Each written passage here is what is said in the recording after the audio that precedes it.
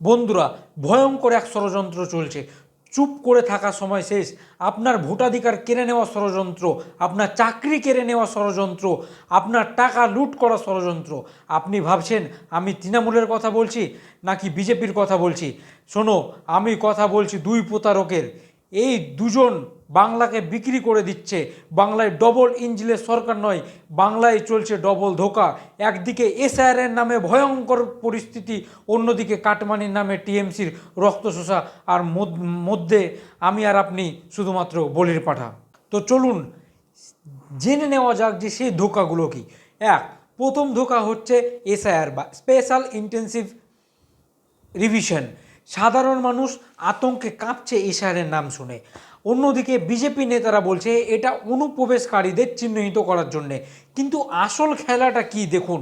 যদি অনুপ্রবেশকারী মানে বাংলাদেশ থেকে আসা, পাকিস্তান থেকে আসাদের চিহ্নিত করার হয়, যদি সেটারই মানে হয়, তাহলে কি আদৌ আমরা ভাববো যে আমাদের বর্ডার সীমান্ত কি সুরক্ষিত না? আমার মনে হয় যে তাহলে সীমান্ত সুরক্ষিত হয়নি। কেন? কাঁটা তারের বদলে কেন এখন শুধু গরিব এবং পিছিয়ে পড়া মানুষদের ভোটাধিকার কেড়ে নেওয়ার ফন্দি পাঁটছে বিজেপি আর ইলেকশন কমিশন অফ ইন্ডিয়া? কেন বেছে বেছে একটা বিশেষ অংশকে টার্গেট করা হচ্ছে? বিজেপি আপনাদেরকে ভয় দেখাচ্ছে। গণতন্ত্র ধ্বংস করার এই খেলার এরা তৃণমূলের থেকেও ভয়ঙ্কর হয়ে উঠেছে। মনে রাখবেন, আপনার ভোটাধিকার চলে গেলে আপনার হাতে কিছু থাকবে না। আর বিজেপি কি চায় বাংলা নিবিড় হয়ে যাক? সেমন তো হতে পারে না। যদি বিজেপি শুধু মনে করে যে ভারত হিন্দুদের দেশ, যদি বিজেপি মনে করে যে ভারত পশ্চিমবঙ্গ হচ্ছে শুধু হিন্দুদের দেশ আর হিন্দুদের রাজ্য, তাহলে আমি বলে দিই এই ভারত কারো বাপের না। এই ভারত যদি বিজেপি তুমি মনে করো বিজেপি এটা তোমার বাপের ভারত, তাহলে তুমি পাকিস্তান চলে যেতে পারো। তোমার মতো রাজনৈতিক দলের ভারতবর্ষে এবং পশ্চিমবাংলায় কোনো দরকার নাই। আর দ্বিতীয়ত হচ্ছে যে টিএমসির কাটমানি, এই রাজ্যের চাকরি চুরি, গরিবের বাড়ির টাকা চুরি, স্কুলের বই বিক্রির টাকা হজম হওয়া। টিএমসি নেতাদের দেখবেন যে বিলাসবহুল জীবনযাপন কাটছে, আর রাজ্যের লক্ষ লক্ষ বেকারত্ব জ্বালায় ভুগছে যুবতীরা। কিন্তু এই দুর্নীতির বিরুদ্ধে যারা গলা ফাটিয়ে লড়ছে, সেই বিজেপি কি ধোয়া তুলসী পাতা? একদমই না। কেন্দ্রের কাটমানি সব থেকে বড় হলো ইলেকট্রাল বন্ড।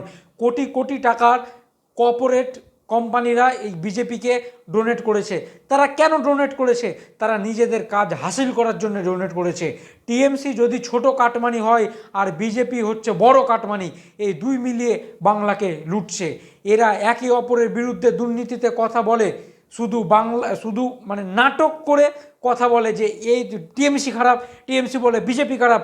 কিন্তু আসল হচ্ছে এই দুই দলের শীর্ষ নেতারা এক থালায় বসে ভাত খান। যদি এই ডবল ইঞ্জিনের সরকার বাংলাকে বাঁচাতে চান, যদি এই ডবল ইঞ্জিন থেকে বাংলাকে বাঁচাতে চান, যদি বিজেপি থেকে বাংলাকে বাঁচাতে চান, যদি টিএমসি থেকে বাংলাকে বাঁচাতে চান, তাহলে অবশ্যই আপনাদের যে কাজগুলো করতে হবে সেগুলোর মধ্যে একটা হচ্ছে সঠিক মানুষকে ভোট দিয়ে পার্লামেন্টে এবং বিধানসভায় পাঠানো, শিক্ষিত মানুষকে পাঠানো। এটা হচ্ছে মেন আমাদের কাজ। পরিবর্তন চাই। এই দুর্নীতির সরকার আর সহ্য করব না আমরা বাংলার মানুষেরা। তাহলে যদি এই ডবল ধোঁকা থেকে বাঁচতে চান, তবে ভয় পাবেন না। আর আমি আপনাদেরকে অনুরোধ করব, এই ভিডিওটা আপনারা প্রত্যেক জায়গায় শেয়ার করুন, যাতে প্রত্যেক মানুষ আজ ঐক্যবদ্ধ হয়ে এই শক্তির বিরুদ্ধে লড়তে পারে। এই অধব্য সরকার, এই বেকার সরকার, এই কেন্দ্রের সরকার ও রাজ্য সরকারের বিরুদ্ধে আমরা যুব সমাজ এক হয়ে লড়তে পারি। যেরকম নেপালে হয়েছে, যেরকম বাংলাদেশে হয়েছে, সেরকম আমরা আন্দোলন করব না। আমরা আন্দোলন করব, গণতান্ত্রিক প্রক্রিয়ায় আন্দোলন করব। আমরা এই সরকারকে 2026 সালে তুলে এমন জায়গায় পাঠাবো যে তারা কোনোদিন ভাবতেও পারেনি, তাদেরকে নিস্ত-নাবুদ করে দেওয়া হবে।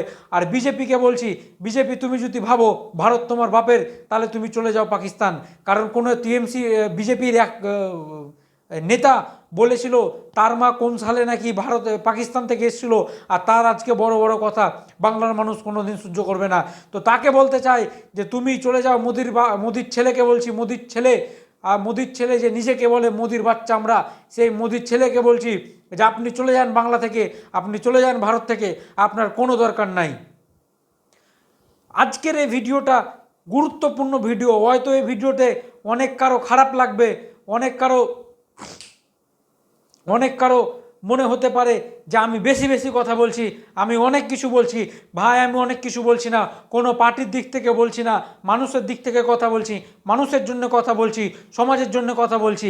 এই নিয়ে যদি মনে করা হয় যে না, যে হতে পারে যে কি আমি তৃণমূলের দিক থেকে, আমি বিজেপির দিক থেকে, আমি এই পার্টির দিক থেকে, আমি ওই পার্টির দিক থেকে, না, আমার ক্লিয়ার কাট কথা যে আমি মানুষের দিক থেকে হয়ে কথা বলি, আমি সমাজের হয়ে